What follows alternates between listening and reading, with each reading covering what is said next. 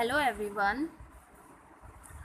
Student, मैंने आपको इससे पहले लेक्चर में एग्जांपल्स कराए थे और मैंने आपको बोला था कि आपको ये रिमार्क पढ़ना है।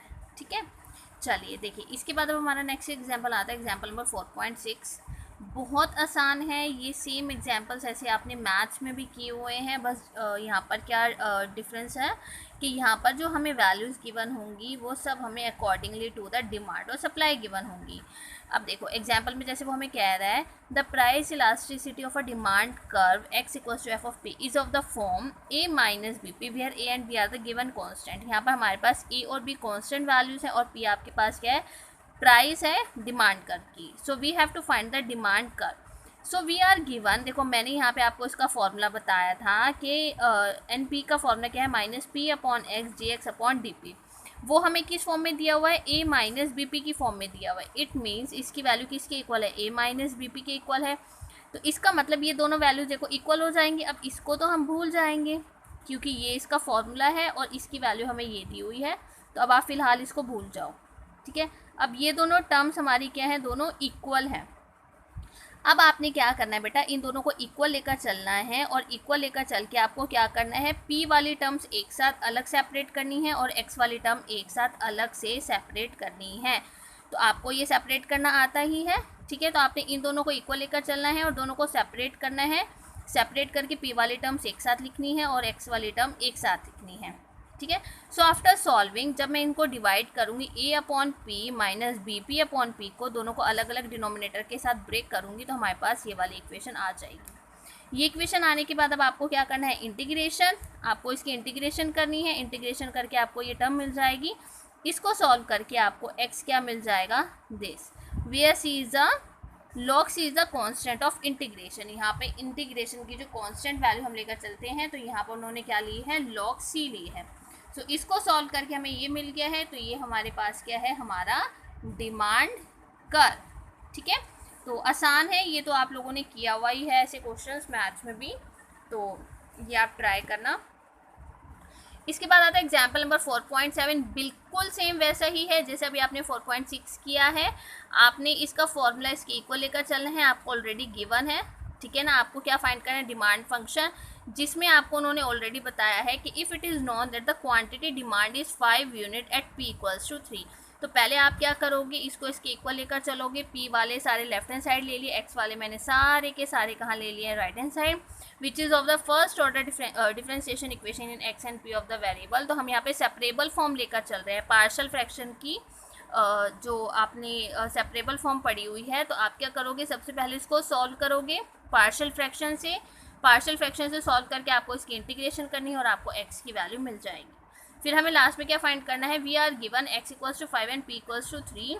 इसकी वैल्यू को पुट करना है तो आपको c की वैल्यू मिल जाएगी और c की वैल्यू से आपको यहाँ पे x की वैल्यू मिल जाएगी। तो ये आपके पास क्या आ जाएगा, डिमांड फंक्शन।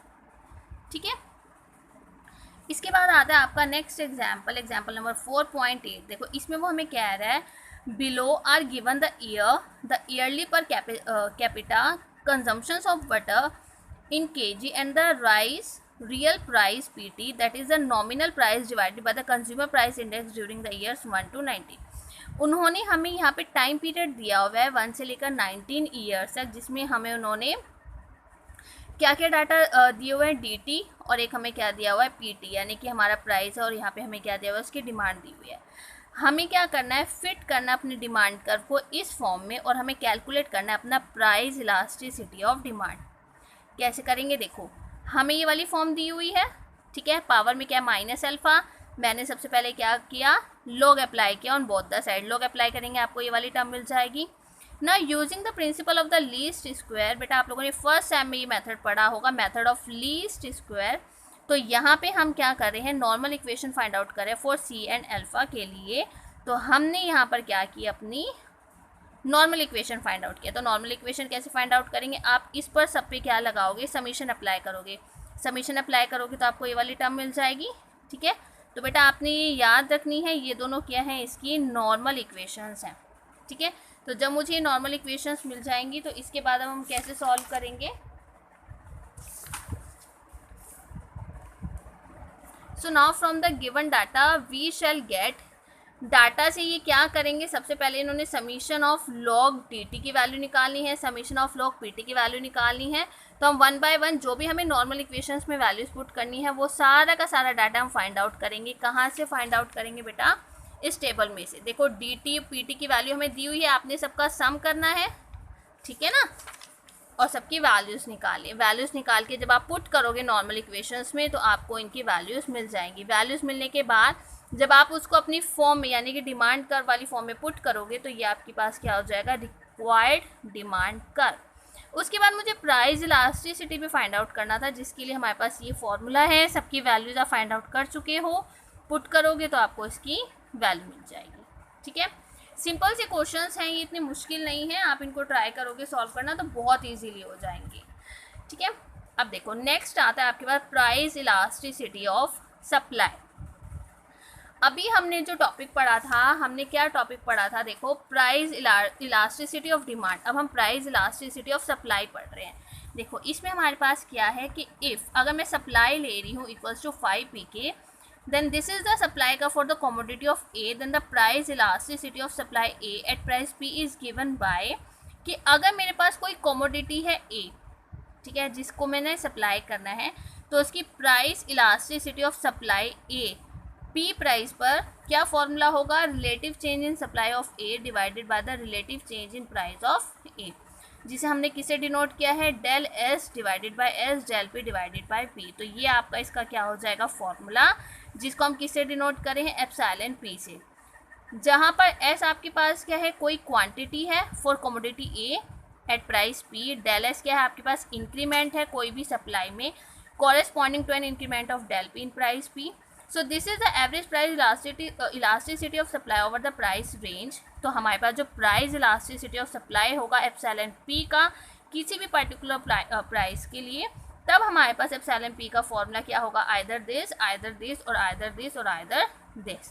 तो हम इसमें से कोई भी फॉर्मूला अप्लाई करेंगे अकॉर्डिंग टू आवर नीड्स। जिस भी फॉर्मूले की हमें ज़रूरत होगी, जो भी डाटा हमें गिवन होगा उसके अकॉर्डिंगली जो भी होगा वो हमें कंसिडर करके चलना है। So the positive sign being taken since price and supply change in the same direction, then taking S equals to 5p, then we get this. तो बेटा ये सारे फॉर्मूलाज है, you have to learn these formulas.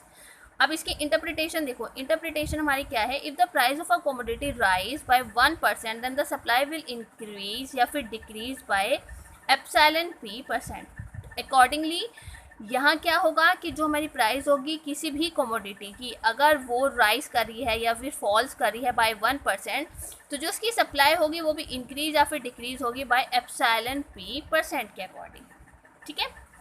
इसके बाद बेटा again आपका यहाँ पर ये रिमार्क है, फॉर्मूलाज दिए हुए हैं, ये आपने खुद से रीड करना है, ठीक है ना। तो आपने ये सारे रिमार्क खुद से रीड करने हैं। ये रिमार्क बेटा इजी है, मुश्किल नहीं है, तभी मैंने आप लोगों के लिए ये छोड़े हुए हैं।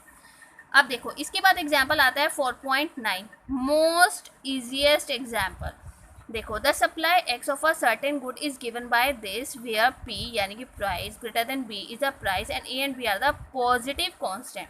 We have to find the expression for epsilon P, हमें एक्सप्रेशन फाइंड करना है एप्सिलॉन P के लिए। So the elasticity of supply as a function of price, we have to show that epsilon P decreases as price या फिर supply increases and becomes unity. जब वो unity के इक्वल होगा तब हमारे पास P की वैल्यू किसकी इक्वल होनी चाहिए, 2B। कैसे करेंगे, देखो हमें X की वैल्यू दी हुई है, आपको डिफ्रेंशिएशन करनी है first of all with respect to P। जब मैं उसको डिफ्रेंशिएट करूँगी तो मेरे पास ये वाली टर्म आ जाएगी। एप्सिलॉन P का फॉर्मूला मैंने आपको बता ही दिया, वैल्यूज पुट करेंगे तो मुझे एप्सिलॉन P की वैल्यू मिल जाएगी।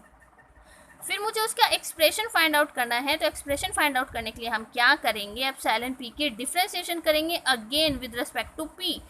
डिफ्रेंशिएशन करके मुझे ये वाली टर्म मिल जाएगी, इसको सॉल्व करके आपको ये वाली वैल्यू मिल जाएगी जो क्या है, नेगेटिव है यानी कि लेस देन 0। इट मीन्स वो हमारी डिक्रीज करी है विद इंक्रीज ऑफ प्राइस, यानी कि प्राइस इंक्रीज हो रहा है लेकिन ये हमारी क्या कर रही है, डिक्रीज। सो आफ्टर दिस हमें लास्ट में क्या फाइंड करना है कि हमारा एप्सिलॉन P क्या करना चाहिए, डिक्रीज या फिर इंक्रीज, जब हमारे पास वो क्या होगा, become unity when P equals to 2B। देखो एक पार्ट तो मैं प्रूफ कर चुकी हूँ, अब मुझे यूनिटी वाला पार्ट प्रूफ करना है कि अगर P मेरा इक्वल्स टू 2B के है तब वो मेरा क्या होना चाहिए, यूनिटी होना चाहिए।